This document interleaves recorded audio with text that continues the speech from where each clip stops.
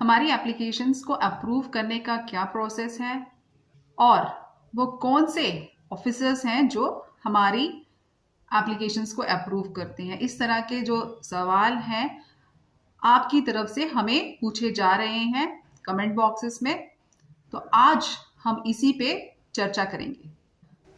हमारी जो building and other construction workers welfare board की स्कीम्स हैं उसको अप्रूवल करने की 3 स्टेजेस हैं और वह स्टेजेस उस असिस्टेंस की अमाउंट पे डिपेंड करते हैं। जैसे कि असिस्टेंट लेबर कमिश्नर के पास पावर है 25,000 तक की अमाउंट को सैंक्शन करना, 25,000 तक के केस को अप्रूव करना।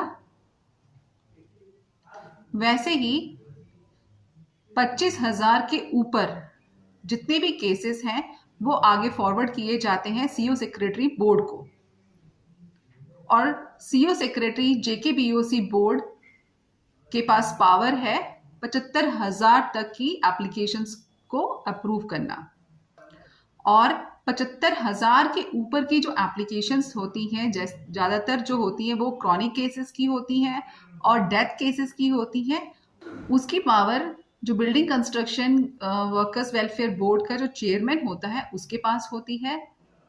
और आज के टाइम में जो एडवाइजर हैं बोर्ड के, जिनके पास डिपार्टमेंट होता है, वही इसे अप्रूव करते हैं। जब कंस्ट्रक्शन वर्कर या एप्लीकेंट अप्लाई करता है किसी भी स्कीम के लिए तो यह एप्लीकेशन सीधा डेटा एंट्री ऑपरेटर के पास पहुंचती है। डेटा एंट्री ऑपरेटर हर एक डॉक्यूमेंट्स को वेरीफाई करता है, देखता है कि ऑल जितने भी डॉक्यूमेंट्स हैं वो सही तरीके से चढ़े हैं या नहीं, या कोई डॉक्यूमेंट कम तो नहीं रह गया है। यदि सारे डॉक्यूमेंट सही होते हैं तो फिर वह आगे फॉरवर्ड किए जाते हैं लेबर ऑफिसर को या लेबर इंस्पेक्टर को। लेबर ऑफिसर, लेबर इंस्पेक्टर इसमें डॉक्यूमेंट्स को वेरीफाई फिर से करते हैं और उसमें अगर वो चाहे तो फिज़िकल वेरिफिकेशंस भी कर सकते हैं। इसके बाद जब सारे डॉक्यूमेंट्स ठीक होते हैं तो आगे फॉरवर्ड किए जाते हैं असिस्टेंट लेबर कमिश्नर को अप्रूवल के लिए। असिस्टेंट लेबर कमिश्नर के पास 25,000 और 25,000 के नीचे तक के केसेस को अप्रूव करने की पावर होती है। जब असिस्टेंट लेबर कमिश्नर ये देखते हैं कि केसेस जो सबमिट किए गए हैं वो पूरी तरह से सही हैं तो वह अप्रूव किए जाते हैं। जितने भी केसेस 25,000 के ऊपर के होते हैं, जैसे कि disability case, chronic disease assistance case, death assistance case, ये सभी आगे फॉरवर्ड किए जाते हैं सीओ सेक्रेटरी जेकेबीओसी बोर्ड ऑफिस में।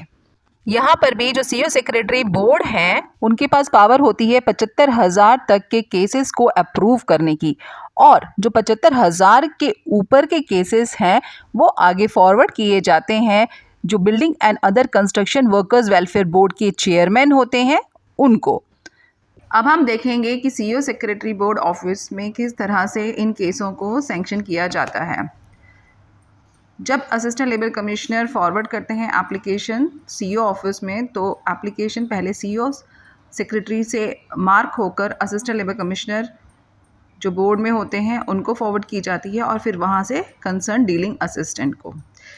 फिर डीलिंग असिस्टेंट उस एप्लीकेशन की स्क्रूटनी करके पूरे डॉक्यूमेंट्स को चेक करके आगे फॉरवर्ड करता है। अगर वो सही होते हैं तो अप्रूवल के लिए, और अगर उसमें कोई कमी पेशी होती है तो उसमें क्वेरी डाल के फॉरवर्ड की जाती है असिस्टेंट लेबर कमिश्नर को। असिस्टेंट लेबर कमिश्नर अपनी जो फाइंडिंग्स होते हैं उसमें लिखकर सीओ ऑफ सेक्रेटरी बोर्ड को एप्लीकेशन फॉरवर्ड करते हैं। जब एप्लीकेशन अप्रूव हो जाती है तो उसका सैंक्शन ऑर्डर बनाकर ऑफिशियल वेबसाइट पे अपलोड किया जाता है। जय हिंद, जय भारत।